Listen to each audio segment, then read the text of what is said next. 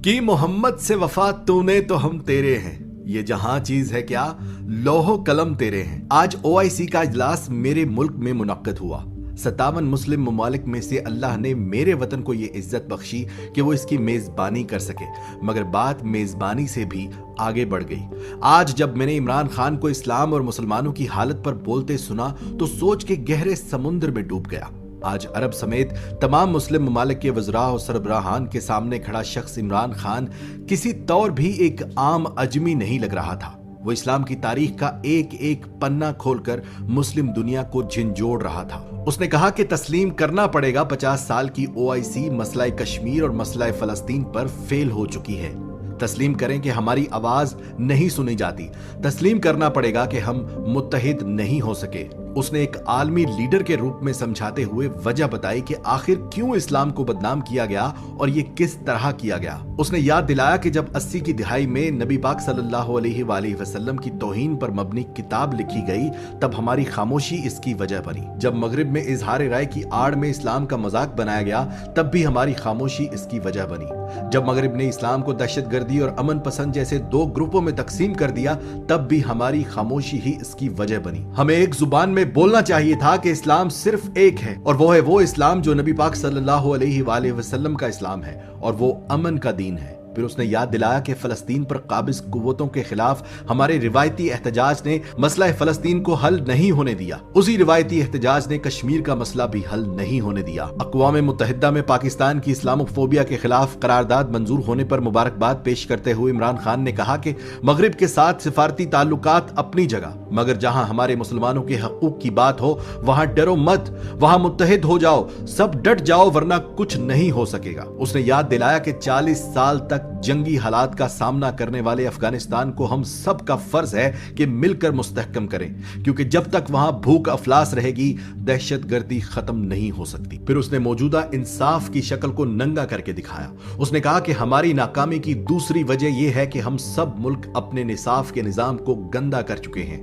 हम ताकतवर को सजा नहीं देते और कमजोर को मुआफ नहीं करते। यह भी याद दिलाया कि इंसाफ का इस्लामी निजाम तो वो था कि जहां वक्त के खलीफा भी किसी एक यहूदी के खिलाफ मुकदमा हार गए, क्योंकि इंसाफ सबके लिए बराबर था। फिर हम सब कैसे मुसलमान हैं जो अपनी तारीख के बरक्स इंसाफ कर रहे हैं। फिर उसने इंसानी हकूक के बारे में बात की कि मेरा दीन कहता है बेटियों को जायदाद में हिस्सा दो। बदकिस्मती से मेरे मुल्क में भी 90% बेटियां विरासत में हिस्से से महरूम कर दी जाती थीं, इसलिए मुझे कानून पास करना पड़ा कि कोई बेटी जायदाद में हिस्से से महरूम न रहे। उसने यह भी याद दिलाया कि जमीन पर इंसाफ कायम करना बहुत बड़ी जिम्मेदारी है। उसने कहा कि अपने गुलामों को या तो नबी पाक सल्लल्लाहु अलैहि वसल्लम की पैरवी करते हुए आजाद कर दो, और अगर आजाद नहीं कर सकते तो अपने खानदान के फर्द बराबर इज्जत दो। उसने कश्मीर पर होते आ रहे मुजालिम पर खुलकर बात की।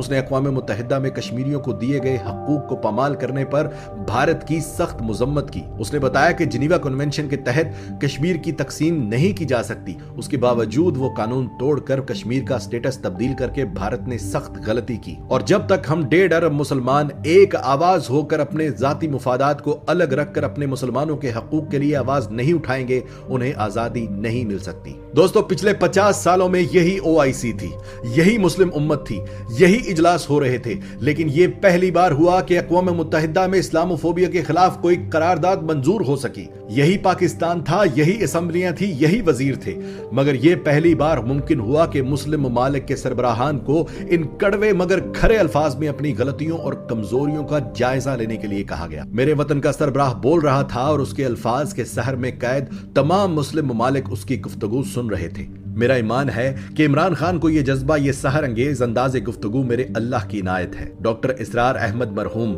जनरल हमीद गुल मरहूम, तारिक अजीज मरहूम के अल्फाज मेरे कानों में गूंज रहे हैं। उन सब का कहना था कि पाकिस्तान दुनिया में एक राज है, यह अपना किरदार अदा करने के लिए बनाया गया है। हमीद गुल फरमाते थे कि जिस दिन इस मुल्क को एक ऐसा सरबराह मिल गया जो मगरबी ताकतों की आंखों में आंखें डालकर बात करेगा, उस दिन से पाकिस्तान अपने असल मकसद की तरफ चल पड़ेगा। मुझे यह सब देखकर जहां खुशी हो रही है कि वो वक्त आ गया कि हम पाकिस्तानी मुसलमान दुनिया के मुसलमानों को इकट्ठा करने वाले हैं, वहां कुछ तकलीफ भी होती है कि मेरे मुल्क का वो गरीब जिसे तालीम से दूर रखा गया, जिसे सिर्फ 2 वक्त की रोटी ही जिंदगी का मकसद लगता है, वो ऐसे वक्त में गैर दानिस्ता उस शख्स इमरान खान की मुखालफत करके उसी मगरिब की ताकत बन रहे हैं जो मेरे वतन को 75 सालों से कमजोर करते आए हैं। क्योंकि वो मगरिब भी पेशेन गोइयां पड़ चुका है कि पाकिस्तान किन राजों में से राज है। वो हमें हमेशा इसीलिए तोड़ता आया है कि हम मुत्तहिद ना हो सके, क्योंकि वो जानता है कि जिस दिन हम मुत्तहिद हो गए उस दिन सब मुसलमान इकट्ठा हो जाएंगे। दुआ है कि अल्लाह पाक हम सबको अपने मुल्क का असल मकाम और मकसद समझने की तौफीक दे। हम मुत्तहिद हो जाएं, हम एक परचम तले जमा हो जाएं, सब सिर्फ और सिर्फ